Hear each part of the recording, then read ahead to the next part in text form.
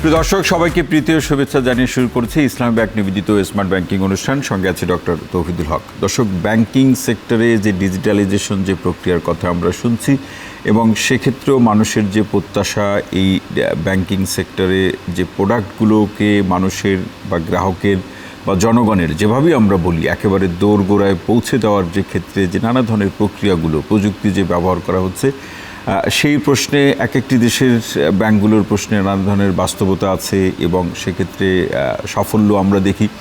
আমাদের এখানেও যেরকম সাফল্য আছে, পাশাপাশি নানা ধরনের প্রতিবন্ধকতাও আছে। সেই প্রতিবন্ধকতাগুলোকে কিভাবে দূর করা যায় সেই ব্যাপারগুলো নিয়ে যারা সরাসরি ব্যাংকিং সেক্টরে কাজ করছেন তাদের ভাবনা আছে, অভিজ্ঞতার প্রেক্ষাপটে ভাবনা আছে। তারা লিখছেন, তারা বলছেন নতুন করে সম্ভাবনার যে ক্ষেত্রগুলো কিভাবে উন্মোচন করা যায় সেক্ষেত্রে ভাবনাও আছে। এই ধরনের মানুষদের নিয়েই আমরা এই অনুষ্ঠানে আলোচনা করে থাকি এবং তারই সূত্র ধরে আজকে এই ডিজিটাল ব্যাংকিংয়ের যে প্রসঙ্গ, ডিজিটালাইজেশন এবং আমাদের জেনারেল যে ব্যাংকিংয়ের প্রসঙ্গ কিংবা আরও নির্দিষ্ট করে যে ব্যাংকিংয়ের ক্ষেত্রগুলো বিভিন্ন দেশের সাথে ব্যবসা বাণিজ্যের সূত্র ধরে যে আমাদের দেশের ব্যাংকগুলোর সম্মানিত কর্মকর্তারা বা ব্যাংকার যারা আছেন তারা পরিচালনা করে থাকেন, তার ধরনগুলো কেমন, কিভাবে সেটি পরিচালিত হয়, আরও উৎকর্ষতা বৃদ্ধি করার জন্য কী ধরনের কার্যক্রম বা সিদ্ধান্ত বাংলাদেশ ব্যাংক কিংবা অন্যান্য ব্যাংকগুলো যারা কাজ করছেন তারা গ্রহণ করতে পারে, সেই প্রসঙ্গগুলো নিয়েই আজকে আলোচনা। তারই প্রেক্ষাপট বিবেচনা করে আমরা আলোচনার শিরোনাম যে ডিজিটাল ব্যাংকিং, সেবা ও বাণিজ্যের সম্প্রসারণ, এবং এই বিষয়ের সাথে মিল রেখে এমনই একজন সম্মানিত ব্যক্তিকে আজকে আমন্ত্রণ জানিয়েছি। তিনি দীর্ঘ সময় ধরে এই বিষয়গুলো নিয়ে কাজ করছেন, তিনি লিখছেন, বলছেন এবং নানাভাবে চিন্তা ভাবনা করে এই বিষয়ে কিভাবে সম্প্রসারণ ঘটানো যায় সেই বিষয়গুলো নিয়ে তার আলাদা করে ভাবনা রয়েছে। আমাদের সঙ্গে আজকে আছেন ইসলামী ব্যাংক পিএলসির সম্মানিত first assistant vice president M A Masum. M A Masum, আপনাকে অনুষ্ঠানে স্বাগত জানাচ্ছি। ডিজিটাল ব্যাংকিং এবং সেবা বাণিজ্যের যে সম্প্রসারণ সেটি তো আলোচনার ক্ষেত্রে একটা বড় পরিসর। আমরা পর্যায়ক্রমে আপনার কাছ থেকে বোঝার চেষ্টা করব এই ডিজিটাল ব্যাংকিংটা আসলে কি। এটি নিয়ে এখনও মানুষের মধ্যে নানা ধরনের সংজ্ঞাগত, ধারণাগত মতপার্থক্য আছে। আপনার কাছ থেকে, আপনি একজন অভিজ্ঞ ব্যাংকার, আপনার লেখনী এবং কর্ম অভিজ্ঞতার মধ্য দিয়ে আপনি একটি আলাদাভাবে নিজের বিকাশ ঘটিয়েছেন। আপনার কাছ থেকে শুনতে চাই, যারা দেখছেন বা পরবর্তীতে যারা দেখবেন তারা আসলে ডিজিটাল ব্যাংকিং বলতে কি আমরা বুঝবো, এই সংজ্ঞাটা স্পষ্ট করতে চাই। আপনাকে ধন্যবাদ এবং সেই সাথে চ্যানেল 9 পরিবারকেও ধন্যবাদ। আসলে আপনি সত্যি বলেছেন যে ডিজিটাল ব্যাংকিং সম্বন্ধে এখনও অনেকের মধ্যেই ধারণাগত অস্পষ্ট আছে। ডিজিটাল ব্যাংকিং বলতে আসলে এই যে আমরা যে নগদ টাকা লেনদেন করি বা ব্যাংকিংয়ের কাগজপত্রের ব্যবহারের মাধ্যমে যে বিভিন্ন কার্যক্রম পরিচালনা করে থাকি, সেটা হলো এক কথায় পেপারলেস ব্যাংকিং। এবং টাকা পয়সা যে লেনদেন হবে সেটা নগদ টাকা নয়, সিস্টেমের মাধ্যমে ট্রান্সফার হবে। অর্থাৎ যখন নগদ টাকার পরিবর্তে একেবারে ডিজিটালাইজড পদ্ধতিতে যখন এই ব্যাংকিং পুরো কার্যক্রমটা পরিপালন করা যাবে এবং গ্রাহকদেরকে ডিজিটালের মাধ্যমে সেবা প্রদান করা যাবে, এই প্রক্রিয়াটাই আসলে ডিজিটাল ব্যাংকিং। মানে সেক্ষেত্রে এই যে সংজ্ঞার দিক থেকে যদি আমরা আমাদের দেশের গ্রাহকদেরকে বোঝার চেষ্টা করি, গ্রাহকের যে ক্যারেক্টারিস্টিক্স, আমরা সকল গ্রাহকের প্রতি সম্মান রেখেই বলছি, এই ধরনের বৈশিষ্ট্য সম্পন্ন গ্রাহক নিয়ে ডিজিটাল ব্যাংকিংয়ে পরিপূর্ণভাবে যে চলে যাওয়া বা এটা শুরু করা, এটা কি কোনো প্রতিবন্ধকতা হিসেবে কাজ করছে বা বাধা হিসেবে কাজ করছে? হ্যাঁ, একটু বাধা তো আছেই। কারণ হলো, আপনি জানেন যে আমাদের বাংলাদেশে শিক্ষার হার এখনও কত পার্সেন্ট আছে, হয়তো অনেকেই বলে যে 80% বা 90% এরকম আছে। মানে এক জরিপে এক রকম আছে। বাট আমাদের যে সিস্টেমগুলো আবার অনেক সহজ। মোবাইলের মাধ্যমে যখন এই কিছু বাটন প্রেস করলেই ব্যাংকিংয়ের ট্রানজ্যাকশন করা যায়। ফলে এটা পরিচালনা করার জন্য যে খুব শিক্ষিত দরকার, অনেক মেধা দরকার, এর প্রয়োজন নেই। আপনি লক্ষ্য করে থাকবেন যে একদম প্রত্যন্ত গ্রামের নারী পুরুষ অনেকেই কিন্তু স্মার্ট ব্যাংকিং ব্যবহার করে বিদেশ থেকে টাকা আনছে, তারপরে একজনকে আরেকজনকে দিচ্ছে, ট্রান্সফার করছে। এরা কিন্তু অনেক শিক্ষিত না। ফলে এখানে এই যে জনসচেতনতা এবং তাদের মধ্যে জানানো বিষয়টা, এটি আসলে এত খুব বেশি যে উচ্চশিক্ষার হার প্রয়োজন নয়। তবে আমাদের এখানে যে ইন্টারনেট কানেকশন, এইটার একটু আমাদের সীমাবদ্ধতা আছে। এটা যদি আরও সম্প্রসারণ করা যায়, ব্যাংকিং কার্যক্রম সম্বন্ধে যদি জনগণকে আরও বেশি জানানো যায়, তাহলে আমার মনে হয় যে এটার বিস্তৃতিটা খুব দ্রুত গতিতে জানানোর উদ্যোগগুলো কিভাবে গ্রহণ করা যেতে পারে? সেক্ষেত্রে প্রতিটি ব্যাংকের আলাদা আলাদা উদ্যোগ ভালো হবে, নাকি কেন্দ্রীয় ব্যাংকের মাধ্যমে সমন্বিত উদ্যোগ নিলে ভালো হবে? কোন মাধ্যমে বেশি অধিকতর ফলাফল সৃষ্টি হতে পারে? আসলে সমন্বিতভাবেই জানাবে, কারণ হলো প্রান্তিক পর্যায়ে মানুষের কাছে তো পৌঁছে হলো কমার্শিয়াল ব্যাংকগুলো, জি, সেখানে তো আসলে কেন্দ্রীয় ব্যাংক সেখানে পৌঁছায় না। কেন্দ্রীয় ব্যাংকের নির্দেশনাগুলো দেয় হলো বাণিজ্যিক ব্যাংকগুলো। বাণিজ্যিক ব্যাংকগুলো বিভিন্ন জায়গায় শাখায় ছড়িয়ে আছে। এখন তো আরেকটা সুবিধা হচ্ছে এজেন্ট ব্যাংকিংয়ের মাধ্যমে একেবারে প্রত্যন্ত অঞ্চলে, একেবারে প্রান্তিক পর্যায়ে চলে গেছে। তো সেখানে বিভিন্ন গ্রাহকের সঙ্গে হচ্ছে, যোগাযোগ হচ্ছে। তাছাড়া বিকাশ, নগদ এবং অন্যান্য যে মোবাইল ব্যাংকিংয়ের মাধ্যমে এখন অনেকেই জেনে যাচ্ছে। তবে তারপরেও একটা অংশ এখনও আমার মনে হয় যে জানার বাইরে আছে। তো এটা পর্যায়ক্রমে হয়তোবা মানে এটা সবাইকে সম্পৃক্ত করা যাবে এবং এই জানানোর আয়োজনগুলো যত বেশি অংশগ্রহণমূলক হবে তত বেশি আরো গ্রাহককে এই ডিজিটাল ব্যাংকিংয়ে অভ্যস্ত করা যাবে। এবং যথার্থই বলেছেন এম এ মাসুম ভাই। আমরা একটা বিরতিতে যাব, তবে এই প্রশ্নটি আপনার কাছে রেখে যাই। এখন আমরা দেখছি যে জেনারেল ব্যাংকিং বলি, ফরেন ট্রেড বলি, লোন কার্যক্রম বলি, এটা একটা সেন্ট্রালাইজড প্রসেসের মাধ্যমে পরিচালিত হচ্ছে। এটাও সবাই যে জানেন ব্যাপারটা এরকম না, আমরা আপনার মাধ্যমে জানাতে চাই। পাশাপাশি যেভাবে পরিচালিত হচ্ছে, এখানে আর নতুন কোনো কিছু সংযোজন করার প্রয়োজন আছে কিনা? ব্যাংকিং কার্যক্রম শুধুমাত্র টাকা পয়সা লেনদেন বা সাধারণ জনগণের মধ্যেই সম্পৃক্ত নাই, এটা এখন বহুমাত্রিক আকারে বৃদ্ধি পাচ্ছে। সারা পৃথিবীতেই আপনি যদি লক্ষ্য করেন তাহলে দেখবেন যে ইন্টারন্যাশনাল ব্যাংকিং, লোন বা অন্যান্য কার্যক্রমে সেন্ট্রালাইজড পদ্ধতিতে পরিচালিত হচ্ছে। তো ধরুন আপনি যদি ইসলামী ব্যাংকের কথাই চিন্তা করতে পারেন, যেমন আমাদের সকল ধরনের ফরেন ট্রেড কার্যক্রম, এমনকি বিদেশ থেকে যে রেমিটেন্স আসে সেটাও সেন্ট্রালি পরিচালিত হচ্ছে। যে এলসিগুলো যে হচ্ছে সেটা হচ্ছে গ্রাহক প্রথমে আমাদের অথরাইজড ডিলার ব্রাঞ্চে জমা দিচ্ছে, অথরাইজড ডিলার স্ক্যান করে সেন্ট্রাল প্রসেসিং ইউনিটে পাঠাচ্ছে এবং এলসিগুলো এই সেন্ট্রাল প্রসেসিং ইউনিটেই সম্পন্ন হচ্ছে এবং সেখান থেকে অটোমেটিক সিস্টেমের মাধ্যমে ব্রাঞ্চে এলসি চলে যাচ্ছে, সাথে সাথে কাস্টমার পেয়ে যাচ্ছে। এখানে 100 জন ম্যান পাওয়ার সমগ্র ব্রাঞ্চগুলোর সেবা দিতে পারছে। আমাদের ধরেন এই 80টা অথরাইজড ডিলার ব্রাঞ্চ আছে এবং এর সঙ্গে আরও 200টা ব্রাঞ্চ জড়িত আছে। প্রত্যেকটা ব্রাঞ্চে যদি আলাদা আলাদা কাজ করতে হতো তাহলে অন্তত 400-500 ম্যান পাওয়ার লাগতো। এই যে সেন্ট্রালাইজ প্রসেসিংয়ের মাধ্যমে মাত্র 100 জন ম্যান পাওয়ার দিয়ে সবাইকে সবার যে চাহিদা বা প্রয়োজনটা পূরণ করছে। মানে এখানে কি এই কাজটিকে আরও বেশি দ্রুততার সাথে সম্পন্ন করার জন্য এর যে প্রক্রিয়াগত কোনো সংস্কার প্রয়োজন? হ্যাঁ, আমি মনে করি এটার প্রক্রিয়াগত সংস্কার দরকার। কারণ হলো এটা বিভিন্ন ব্যাংক বিভিন্নভাবে পরিচালনা করছে। তো আমি মনে করি যে সবগুলো কার্যক্রমের একটা ইউনিক সিস্টেম থাকা দরকার সব ব্যাংকের মধ্যে। এক এক ব্যাংক এক এক রকম করছে, কেউ ডকুমেন্ট হ্যান্ডেলিং করছে, কেউ আবার স্ক্যান বেসড লেনদেন করছে, ডকুমেন্টটা থাকছে ব্রাঞ্চে আর কার্যক্রম পরিচালনা করছে হলো সেন্ট্রাল হাবে। আবার অনেক ব্রাঞ্চ আছে, অনেক ব্যাংক আছে যে যাদের কার্যক্রমগুলো পুরো লেনদেনটাই হচ্ছে সিপিসিতে, সেন্ট্রাল প্রসেসিং ইউনিটে। তো এখন এটাকে একটা ফ্রেমওয়ার্ক আনা উচিত। একটা ফ্রেমওয়ার্ক। আরেকটা হলো যে এই ধরনের একটা সেন্ট্রাল প্রসেসিং ইউনিটে কাজ করতে গেলে এক্সপার্ট স্কিল ম্যান পাওয়ার দরকার। তো অনেক ব্যাংকেই বাংলাদেশ ব্যাংকের যে সার্কুলার আছে 3 বছরের বেশি একটা ডেস্কে রাখা হয় না। কিন্তু এই ধরনের প্রতিষ্ঠান কার্যক্রমে একজন অফিসিয়ালকে দীর্ঘ সময় না রাখলে তার অভিজ্ঞতা সৃষ্টি হবে, তার এরকম বাড়বে না। সেক্ষেত্রে কি বাংলাদেশ ব্যাংকের পক্ষ থেকে কোনো নির্দেশনা জারি করা কি প্রয়োজন বা কোনো ধরনের সিদ্ধান্ত গ্রহণ করা প্রয়োজন, নাকি যে সিদ্ধান্ত আছে তার প্রেক্ষাপটে ব্যাংকগুলো অভ্যন্তরীণভাবে সিদ্ধান্ত নিতে পারে? না, আমি মনে করি যে বাংলাদেশ ব্যাংক এই ক্ষেত্রে একটা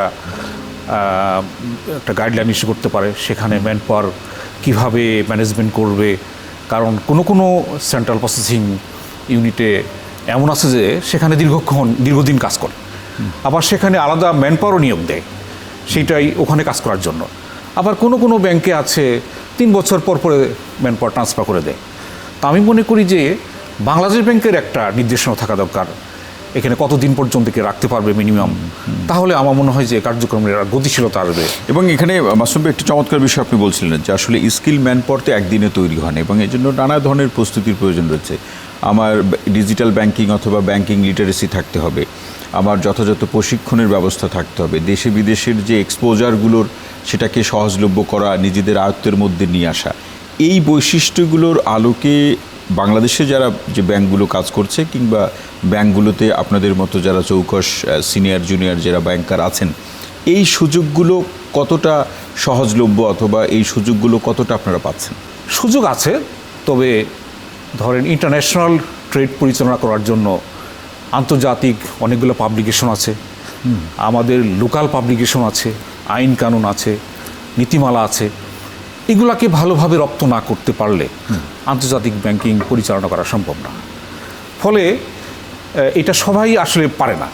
যাদের ইচ্ছা শক্তি আছে এবং জানার আগ্রহ আছে তারা এই বিষয়গুলো পড়াশোনা করে এবং এগুলো জানার মাধ্যমে নিজেকে দক্ষ করতে পারে। সেই সাথে ট্রেনিং তো আছেই, তো এখন অনেক ধরনের ট্রেনিং, আন্তর্জাতিক ট্রেনিং অনেক চালু হয়েছে, বিআইবিএমও অনেকগুলো চালু করেছে, বাংলাদেশ ঢাকা ইউনিভার্সিটিও ব্যাংকারদের জন্য স্কিল ওরিয়েন্টেড অনেকগুলো প্রোগ্রাম চালু করেছে। তো সর্বোপরি আসলে ব্যাংকেরই একটা সিদ্ধান্ত নিতে হবে যে তারা কিভাবে তাদের ম্যান পাওয়ারকে স্কিল তৈরি করবে কাজের মাধ্যমে।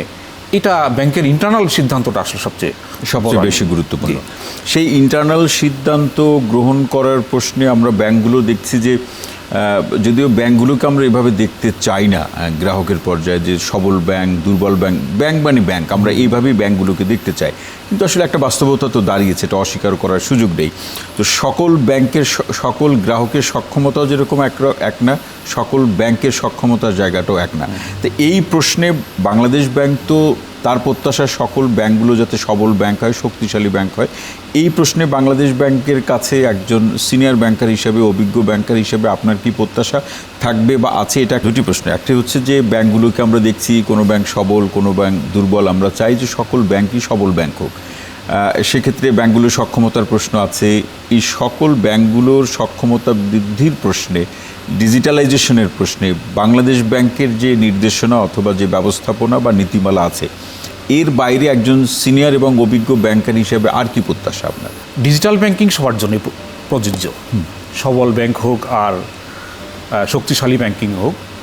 তো একটা কথা আমি আপনাকে না বলে পারছি না যে বাংলাদেশের ব্যাংকগুলো কিন্তু অধিকাংশই সবল ছিল, কিন্তু লাস্ট কয়েক বছরে দুঃখজনকভাবে অনেক ভালো ভালো ব্যাংকগুলো নানা কারণে এবং রাষ্ট্রীয় পৃষ্ঠপোষকতায় তারা দুর্বল হয়ে গেছে এবং ইতিমধ্যে কয়েকটা ইসলামী ব্যাংক মার্জ হয়ে গেছে, পাঁচটি নিয়ে একটা একত্রীকরণ ব্যাংক হয়েছে। এরা কিন্তু সবগুলোই সবল ব্যাংকই ছিল, কিন্তু শুধুমাত্র পরিচালনাগত সমস্যা এবং মালিক পক্ষ যারা ছিলেন, মানে ব্যক্তি স্বার্থকে প্রাধান্য দিতে গিয়ে আজকে ব্যাংকগুলোর এই দশা হয়েছে। আসলে ব্যাংক কিন্তু সবই বাংলাদেশে সবলই ছিল। জি, তো সবল ব্যাংক হোক আর যাই হোক না কেন, তাদের তো সব কাজ মূল কাজ হলো জনগণের কাছে সেবা দেওয়া।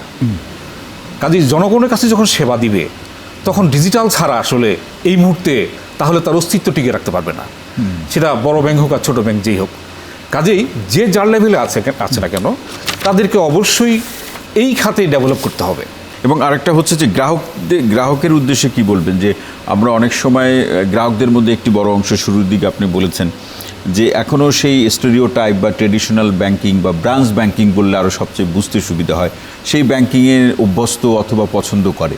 এই যে ডিজিটালাইজেশন যে প্রক্রিয়াটি, প্রক্রিয়াগত কারণেই সে কি আসলে নির্ভর করতে পারছে না, তার মধ্যে কি কোনো ফোবিয়া বা হয়তো ভয় কাজ করছে কিনা, একটা সচেতনতা সৃষ্টি করতে হবে। আপনি বলছেন যে এই সকল গ্রাহকের উদ্দেশ্যে এই প্রশ্নে আপনার বক্তব্য কী? আমি এই প্রশ্নটা উত্তরটা দেব দুই ভাগে। একটা হলো ব্যাংকগুলোকেও আরও ডিজিটাইজেশনের অধিকতর মনোযোগী হতে হবে। যেমন আপনি যদি একটা এলসি ওপেন করেন, ফরেন এক্সচেঞ্জের কার্যক্রম পরিচালনা করতে যান, তাহলে ম্যাক্সিমাম ব্যাংকেরই গ্রাহকদেরকে ম্যানুয়ালি কাগজপত্র ব্যাংকে জমা দিতে হচ্ছে। তা আমি মনে করি এখন এই সময় এসেছে আমাদেরকে একটা অ্যাপসের মাধ্যমে যদি তারা অ্যাপ্লিকেশন করতে পারে এবং যারা যদি পেপারস ডকুমেন্ট পাঠাতে পারে, সেটা স্বয়ংক্রিয়ভাবে যদি ব্যাংকে এসে আসার পরে তারা যদি এই কার্যক্রম পরিচালনা করে এবং অ্যাপসের মাধ্যমে তারা যদি পেয়ে যায়, তাহলে আর যা হোক যে যারা বড় কাস্টমার, কর্পোরেট কাস্টমার, জি, তাদের জন্য উপকৃত হবে।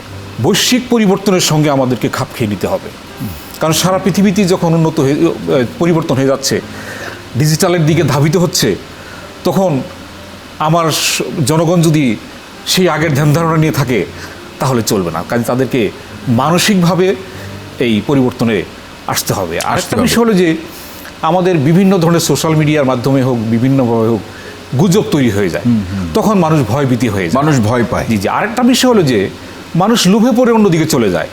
AML কোম্পানি বিভিন্ন অধিক মুনাফার আশায় এখানে ওখানে টাকা দিয়ে প্রতারিত হচ্ছে। আমি তাদেরকে বলবো যে আপনাদের প্রথম এবং শেষ পছন্দই হবে ব্যাংক।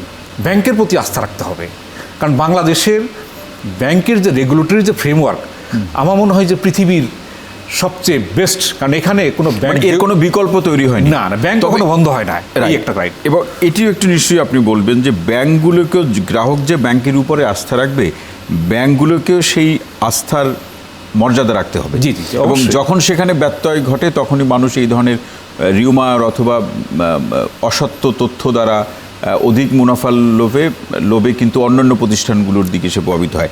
আমরা মাসুম ভাই, শেষের দিকে আপনি ব্যাংকারের পাশাপাশি ব্যাংকিং যে লিটারেসির যে আমাদের দেশীয় পর্যায়ে যে ঘাটতি আছে সেটা পূরণ করার জন্য আপনি দীর্ঘদিন ধরে লিখছেন, পত্রপত্রিকা লিখছেন, টেলিভিশনে বলছেন।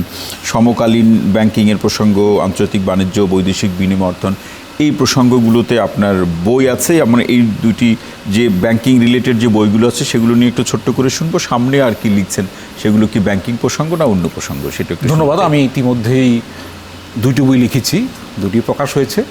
প্রথমটা হলো আন্তর্জাতিক বাণিজ্য, বৈদেশিক বিনিময় এবং অর্থায়ন। জি, এটা হলো ইন্টারন্যাশনাল ব্যাংকিংয়ের জন্য। আরেকটা হলো সমকালীন ব্যাংকিং। সমকালীন ব্যাংকিংটা হলো সব বিষয় নিয়েই আমি একসঙ্গে লিখেছি। তো আপনি জেনে খুশি হবেন যে আমার আন্তর্জাতিক বাণিজ্য, বৈদেশিক বিনিময় এবং অর্থায়ন এই প্রথম বাংলা বই হিসেবে institute of bankers Bangladesh, IBB, তাদের সিলেবাসের রেফারেন্স বুক হিসেবে অন্তর্ভুক্ত। খুবই ভালো খবর, খুবই ভালো খবর। আর সমকালীন ব্যাংকিংও পাঠকের মধ্যে মনে হচ্ছে আর কি আস্তে আস্তে ভালো একটা জায়গা করে একটা সাড়া ফেলছে। তো আমি এবং ব্যাংকিং কার্যক্রম নিয়ে নতুন আর কোনো বই আমরা কি দেখতে পাবো খুব শীঘ্রই? হ্যাঁ, আমি আরও দুটো বই নিয়ে কাজ করছি। এটা হলো লোন নিয়ে, ফ্রেশ লোন।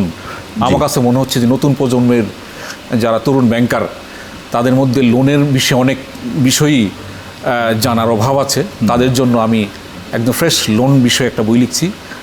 আর ফরেন এক্সচেঞ্জের বইটা আমি ইংলিশ ভার্সন করছি। যেমন আমি একটা বই প্রকাশ করতে যাচ্ছি, সেটা হলো যে প্রতিবন্ধকতাই যাদের অহংকার। অনেকেই বিকলাঙ্গ, অনেকেই নানান সমস্যা, প্রান্তিক পর্যায়ে তারা এগিয়ে যাচ্ছে, সারা বিশ্ব সেরা হচ্ছে, তাহলে তুমি কেন পারবে না? এই ধরনের আমার একটা মেসেজ থাকবে। আপনাকে এম এ মাসুম ভাই, আপনাকে অসংখ্য ধন্যবাদ আজকের আলোচনায় আমাদের সময় দেওয়ার জন্য এবং আপনার চমৎকার বিশ্লেষণের জন্য। আপনাকে ধন্যবাদ এবং চ্যানেল 9 পরিবারকে ধন্যবাদ এবং সকল দর্শকের ধন্যবাদ। জি, অসংখ্য ধন্যবাদ। প্রিয় দর্শক, আজকের মতো ইসলাম ব্যাংক নিবেদিত স্মার্ট ব্যাংকিং অনুষ্ঠানটি এখানে শেষ করছি। সবাই ভালো থাকুন, সুস্থ থাকুন, নিরাপদে থাকুন। সঙ্গে থাকার জন্য অসংখ্য ধন্যবাদ।